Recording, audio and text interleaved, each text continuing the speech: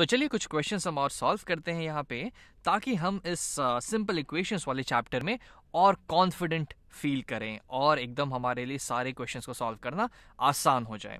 तो मान लेते हैं हमारे पास एक इक्वेशन है कुछ ऐसा कि 1/3 plus of a is equal to 5/3।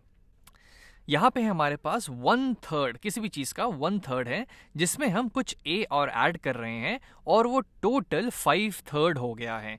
तो हमसे पूछ दिया गया है कि इस a की वैल्यू क्या होगी, इस a की वैल्यू।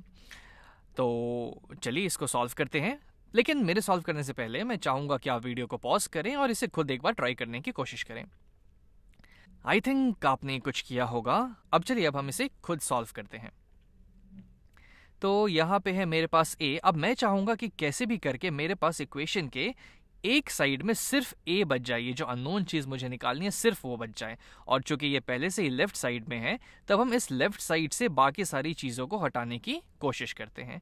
और उस हटाने की कोशिश में हम क्या कर सकते हैं, हमें इस 1/3 को यहाँ से हटाना पड़ेगा मतलब, और इसको हटाने के लिए मैं इस लेफ्ट हैंड साइड से 1/3 सब्ट्रैक्ट कर देता हूँ, -1/3 कर देता हूँ। लेकिन अगर मैं सिर्फ इस साइड से 1/3 सब्ट्रैक्ट करूंगा, तब तो ये मेरा इक्वेशन डगमग करने लगेगा, ये तो सीधा बैलेंस्ड रहेगा ही नहीं। क्योंकि अगर मैंने a में से ये 1/3 हटा लिया, तब ये तो कम हो गया और ये साइड ज़्यादा हो गई। तो मुझे इसको बैलेंस करने के लिए इस साइड से भी 1/3 हटाना पड़ेगा, यानी कि -1/3। तब आप देखते हैं हमारे पास क्या आ जाएगा। तो ये हो जाएगा फाइनली हो जाएगा +1/3 -1/3 0 हो जाएंगे, तो ये कैंसिल आउट हम कर देते हैं। तो इधर हमारे पास जैसा हम चाहते थे सिर्फ a बच गया, इक्वल टू 5/3 -1/3 5/3। ये हो जाएगा 5/3 -1/3 तो यहाँ से मेरी a की वैल्यू आ जाएगी a इक्वल्स टू 5 - 1 4/3 यानी 4/3। तो यहाँ से मैंने देखा कि a की वैल्यू जो है 4/3 आ गई, 4/3। और इसको अगर हम चेक कर सकते हैं आराम से, तो आप इस a की वैल्यू को वापस से यहाँ पे डाल दीजिए। तो 1/3 प्लस 4/3 5/3 हो ही जाता है, यानी कि ये सही है। चलिए कुछ और क्वेश्चंस यहाँ पे ट्राई करते हैं। जैसे कि मान लेते हैं मेरे पास एक इक्वेशन है, इसमें हम कुछ और वेरिएबल ले लेते हैं, जैसे कि k -8 इज इक्वल टू कोई डेसिमल 11.8 ये हमने यहाँ पे ले लिया। अब हमको यहाँ पे इस अननोन k की वैल्यू पता करनी है। तब इस k का वैल्यू निकालने के लिए हम कोशिश करेंगे कि बाकी सारी चीज़ों को इस साइड से हम हटा देते हैं, ताकि सिर्फ k इस साइड बच जाए और उसकी वैल्यू हम पता कर लें। अब वो करने के लिए मुझे यहाँ से ये -8 हटाना पड़ेगा, इस -8 को यहाँ से हटाना पड़ेगा। और उसको हटाने के लिए मैं क्या करूँगा, तो इस साइड में +8 कर देता हूँ। लेकिन जैसे ही इस साइड मैंने ऐड किया कुछ, मुझे सेम चीज़ इस साइड भी करनी पड़ेगी, वरना ये इक्वेशन तो बैलेंस्ड रहेगा ही नहीं। तो इस साइड भी मैं +8 कर दूंगा। हाँ, अब ये इक्वेशन बैलेंस्ड हो गई। चलिए अब इसे सॉल्व करते हैं। तो ये आ जाएगा हमारा, फिर ये हो जाएगा हमारा -8 +8 कैंसिल कर देंगे, 0 हो जाएगा ये। तो इसको मैं हटा देता हूँ।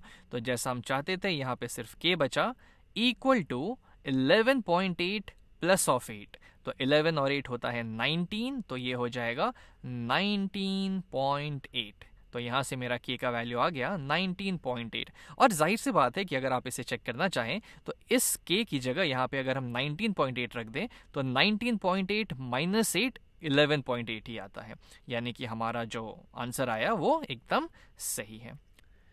चलिए एक लास्ट क्वेश्चन और ट्राई कर लेते हैं। जैसे हम मान लेते हैं कि हमारे पास है 5/13, और इस बार वेरिएबल को हम लोग राइट हैंड साइड पे रखते हैं। चलिए थोड़ा सा इसको डिफरेंट बनाते हैं, इक्वल टू वेरिएबल t -6/13। अब काम हमको वही चीज़ करनी है, वेरिएबल इस साइड रहे या उस साइड रहे क्या ही फ़र्क पड़ेगा। हमारा काम बस ये है कि t के अलावा जो भी दूसरी चीज़ें हैं इसको यहाँ से हटा दें, ताकि हमारे पास सिर्फ t बच जाए यहाँ पे। और वो करने के लिए हम क्या करेंगे, यहाँ से -6/13 है, तो यहाँ पे हम कर देते हैं +6/13। प्लस ऑफ 6/13, ताकि ये दोनों यहाँ से हट जाएंगे और सिर्फ t बच जाएगा। लेकिन जैसे ही हमने यहाँ पे 6/13 को ऐड किया, अब हमको सेम चीज़ इस साइड भी करनी पड़ेगी, तो यहाँ भी हम कर देंगे प्लस ऑफ 6/13। अब ये इक्वेशन बैलेंस हो गया फिर से। अब देखते हैं कि हमारी वैल्यू क्या आती है। तब हम यहाँ पे इसको करते हैं, तो -6/13 प्लस 6/13 कैंसिल आउट हो जाएंगे, 0 बचेगा, तो इसको हमने कैंसिल कर दिया। तो इस साइड हमारा सिर्फ t बचा जैसा कि हम चाहते थे, इक्वल टू, अब इस साइड हमारा हुआ 5/13 प्लस 6/13। इसको हम ऐसे लिख लेते हैं 5/13 प्लस ऑफ 6/13, यानी कि इसकी वैल्यू आ जाएगी 5 + 6 11/13 इक्वल्स टू t। अब इसे आप ऐसे लिख लीजिए या फिर इसको आप रिवर्स करके लिख लीजिए कि t इज इक्वल टू 11/13। तो यहाँ से हमने देखा कि हमारी जो वेरिएबल की वैल्यू है 11/13 आ गई, और इसको चेक करने के लिए क्या करेंगे, इस t के वैल्यू को हम वापस से यहाँ पे रख देंगे। तो ये हो जाएगा 11/13 माइनस 6/13, जिसकी वैल्यू आ जाएगी 5/13 के बराबर।